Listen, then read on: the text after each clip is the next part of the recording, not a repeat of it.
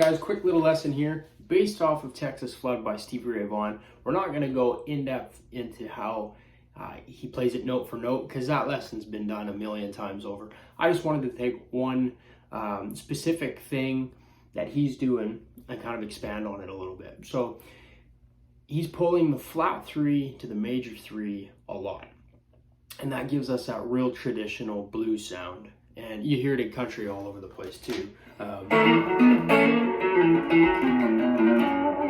Right? So he's doing it on the 1 chord, and he's doing it on the 4 chord on the C7.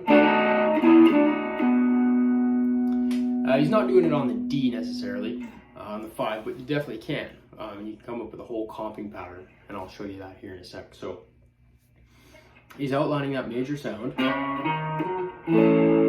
He's got that blues sound, so he's barring across the 3rd fret of the 2nd string, 3rd string, and 4th string. And then hammering on his middle finger to that G string, or the 3rd string, 4th fret. Laying your ring finger across the 5th fret of the 2nd, 3rd, and 4th strings. Back to the 1st pattern with that hammer on. And then resolving on 1. Then he's doing a little G13 stab. Right. And that's just 4 on the G string, 5 on the B string, 3 on the E string, 1st string. And then he's outlining the C chord doing the exact same thing. And then doing a little different chord here. Same idea, that's just a C9 dominant thing. But yeah, it's that flat 3 to major 3 sound that's really cool. And you can take out of this song and move it into every other sort of song that you're going to play, or jam that you're going to do, or anything like that in the blues. So we can make a comping pattern out of it too, which is great. You can do, let's take G7. Do exactly what Stevie Ray Vaughan's doing, but instead of going back down, we're going to continue up. You're going to get this dyad, so 2 notes, 7 on the G string, 6 on the B string, and then you're going to come back down, play that little triad in the middle, your little triad with your hammer on, so that flat 3 to your root sound again. You get something like this. Or something like that. You can resolve it however you want, but... And then you can outline your C7 the same way.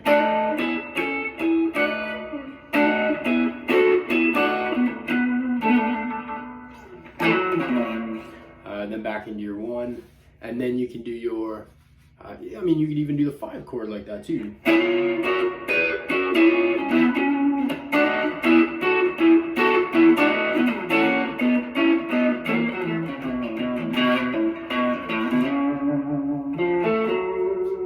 Something like that. So what I would suggest is finding all your flat 3 to major 3 combinations on each chord, just committing them to memory, and then trying to add them into maybe some sort of solo, some sort of improvisation or jam, and then work on that comping pattern.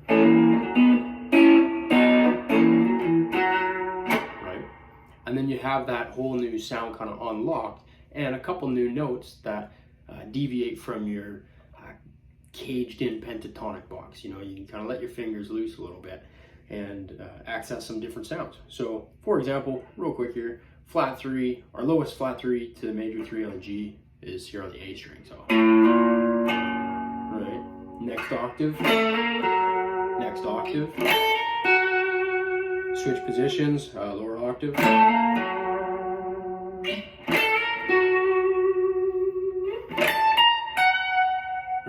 Do that for C.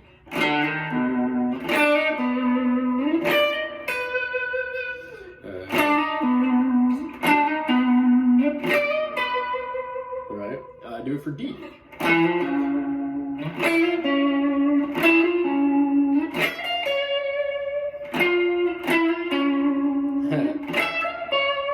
Right.